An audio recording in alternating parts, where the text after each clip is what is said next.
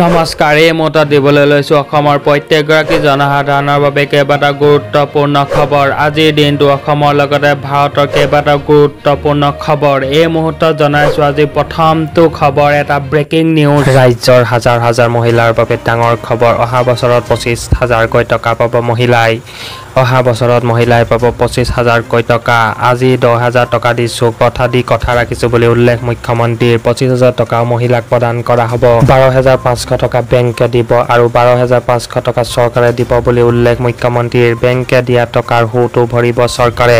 10,000 টকা লাভ কৰি ভাল কাম কৰিলে পাব এই ধন। মহিলা উদ্যমিতা আঁচনিক লৈ ডাঙৰ খবৰ মুখ্যমন্ত্ৰী হিমন্ত বিশ্ব শৰ্মাই দিছে।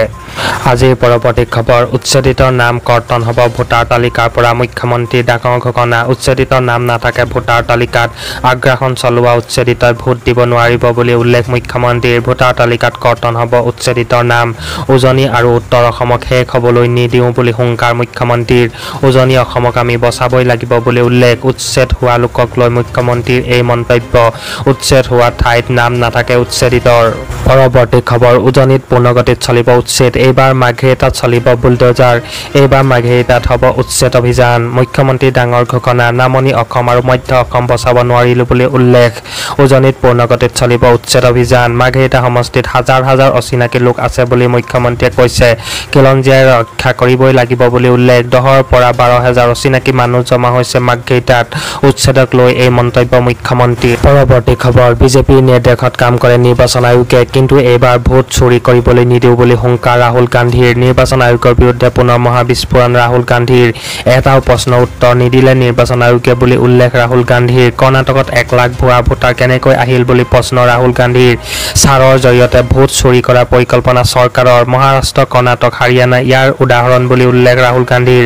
বিহাৰত 65 লাখ মানুহৰ নাম ভোটাৰ তালিকাৰ পৰা বাদ পৰিল। ভোটাৰ তালিকাত লৈ সন্দেহ আছে বুলি উল্লেখ ৰাহুল গান্ধীৰ। নিৰ্বাচন আয়োগ আৰু বিজেপিৰ মাজত সম্পৰ্ক আছে।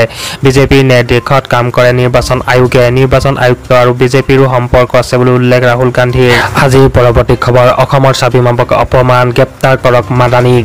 শীঘ্ৰেই গ্ৰেপ্তাৰ হ'ব পাৰে মেহমুদ মাদানীক। অসমক গাজা পেলেষ্টাইনৰ সৈতে তুলনা মেহমুদ মাদানীৰ। মাদানীৰ বিৰুদ্ধে আইনী ব্যৱস্থা গ্ৰহণৰ দাবী। অসমৰ স্বাভিমানত আঘাত সানিছে মাহমুদ মাদানীয়ে। অসমৰ সমস্যাক মুছলমানৰ চশমাৰে চাইছে জমিয়তে। অসমৰ উচ্ছেদক বাধা দিয়াৰ চেষ্টা মাদানীৰ।